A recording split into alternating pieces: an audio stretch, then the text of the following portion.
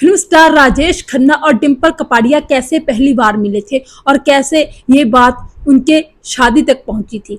जी हाँ, इस बात का जिक्र करेंगे हम आज। दरअसल राजेश खन्ना जो थे उस टाइम पे अपने स्टारडम की चोटी पर थे और जब वो डिम्पल कपाड़िया से मिले थे। डिम्पल कपाड़िया एक बहुत ही राइस घर से आती थी। उनके पिता चुन्नी बाई कपाड़िया राज कपूर के खास दोस्तों में थे। उस टाइम पे जब डिम्पल कपाड़िया फिल्मों में आना चाहती थी, लेकिन चुन्नी बाई कपाड़िया डिम्पल कपाड़िया के पिता नहीं चाहते थे कि उनकी बेटी फिल्मों में आए। जब उनकी बेटी का जुगाव देखा फिल्मों के लिए, तो उन्होंने राज कपूर जो के उनके बहुत अच्छे दोस्त थे, उनसे कहा कि क्यों आप इनको फिल्म में ले लें ताकि इनका जो फिल्मों के लिए क्रेज है वो कम हो जाए। तो इस तरह राज कपूर ने अपनी फिल्म बॉबी के लिए डिम्पल कपाड़िया को साइन कर लिया था। कहा जाता है कि उस टाइम पे डिम्पल कपाड़िया के जन्मदिन के संबंध में राज कपूर ने अपने फ्लैट में एक पार्टी रखी थी। उस पार्टी में उन्होंने राजेश खन्ना को भी निमंत्रण दिया था। तो उस टाइम पे राज कपूर के फ्लैट पर राजेश खन्ना भी पहुंचे हुए थे।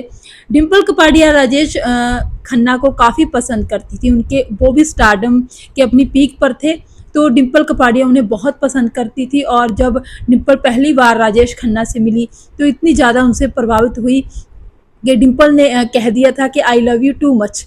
तो उस टाइम पे राजेश खन्ना ने इस बात पर ज़्यादा गौर नहीं किया था, क्योंकि उनको लगा था कि उनकी फैंस इतनी ज़्यादा थी, उनकी लेडीज़ फैन, जो अक्सर ही ऐसी बातें कहती रहती थी। तो उन्हें कुछ खास अच्छा मतलब ज़्यादा इतना बड़ी बात नहीं लगी इसमें। तो एक बात और भी थी कि राजेश खन्ना उस टाइम पे अंजू महेंद्रू के प्यार में डूबे हुए थे। वो अंजू महेंद्रू से शादी करना चाहते थे।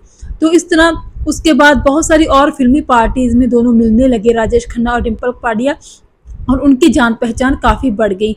उसके बाद कहा जाता है कि राजेश खन्ना का करियर जो था वो एकदम नीचे आना शुरू हो गया, पतन पर जाना शुरू हो गया, वो गिरावट में आना शुरू हो गया। तो उस टाइम पे राजेश खन्ना अगर अंजू महेंद्रू से शादी करते तो ये कोई बड़ी बात नहीं होती, फिल्मी गलियारों में इस बात की बहुत ज़्यादा चर्चा ना होती। लेकिन उस टाइम पे अगर डिम्पल कपाड़िया से वो शादी करते तो ये एक बहुत बड़ी बात होती। तो इसीलिए राजेश खन्ना पहुंच गए चुन्नी बाई कपाड़िया के घर में उसकी बेटी का हाथ मांगने के लिए, क्योंकि डिम्पल कपाड़िया को भी राजेश खन्ना बहुत पसंद थे और राजेश खन्ना अपने स्टेटस के मामले में भी डिम्पल कपाड़िया के परिवार से किसी तरह कम नहीं थे। तो उस टाइम पे उन्होंने जब हाथ मांगा डिम्पल का, तो डिम्पल के पिता ना कर सके और उनकी शादी हो गई।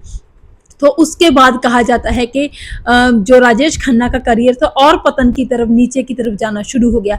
लेकिन जब बॉबी फिल्म रिलीज हुई और ये सुपर डुपर हिट साबित हुई, तो कहा जाता है कि उस टाइम पे बॉबी के जरिए जो प्रोड्यूसर और डायरेक्टर थे, वो डिम्पल कपाड़िया को अपनी फिल्मों में लेने के लिए बहुत ही ज़्यादा चाहते थे, वो अपनी फिल्मों में उनको लेना।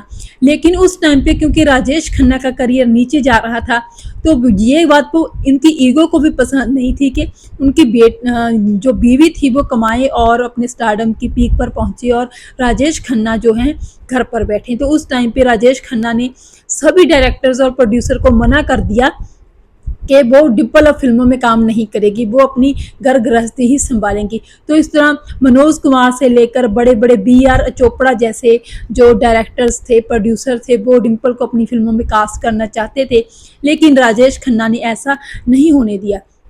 तो उसके बाद कहा जाता है कि राजेश खन्ना और डिम्पल के बीच में जो थे मनमुटाव शुरू हो गए। किसी न किसी बात पर उनके घर में कलह कलेश होता रहता और डिम्पल अपना घर छोड़कर बहुत बार अपने पिता के घर में पहुंच जाती।